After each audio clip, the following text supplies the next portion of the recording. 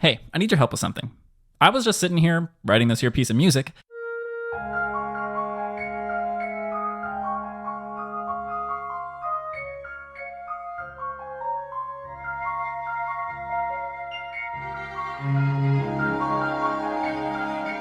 And my ear just totally lost the thread. And I don't know what I want to do next. Has this ever happened to you? Have you ever just been writing music, having a great old time, everything's going fantastic, everything sounds great, and then boom, you lose it. You don't know what to do next. You can't hear it anymore. No prob. You know a little bit of theory, so you whip some of that out, use some basic analysis to figure out what to do next, and you do that successfully, and the result is grossly generic. So that got me thinking, should I think about music theory at all when writing music? No. Unless you're trying to solve a specific problem or write in a specific style. Theory isn't what creates music, it's a way of explaining what's already happening in it. Lots of us tend to get this backwards, and that's totally okay. It happens.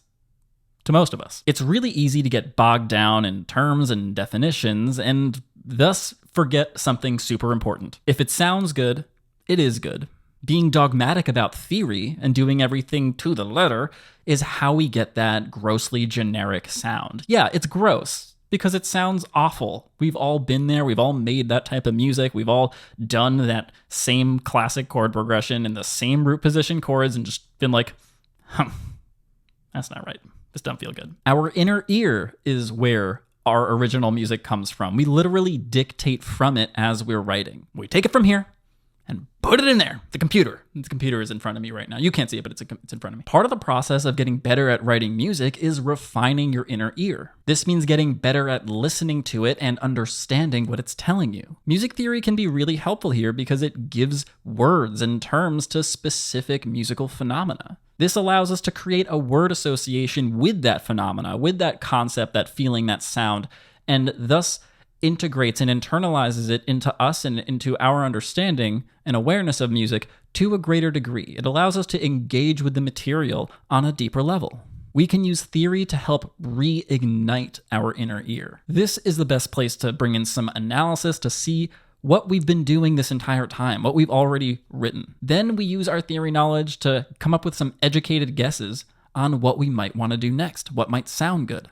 The end goal here is always to get our inner ear to catch back on to the thread, to get back into that engine so we can hear it and just dictate from it like we were before, like we always do when we're writing music. When we hit that flow state, we get that sense of inspiration and it feels amazing. So there you go. You only want to pull out some music theory and use your theory knowledge when you're trying to solve a problem, when your inner ear just loses the thread entirely and you don't know what to do next. If you want to upgrade your melody game and write fantastic melodies just like your favorite artists, you should check out my free 30-minute video training where I give you 7 powerful tools to help you do just that.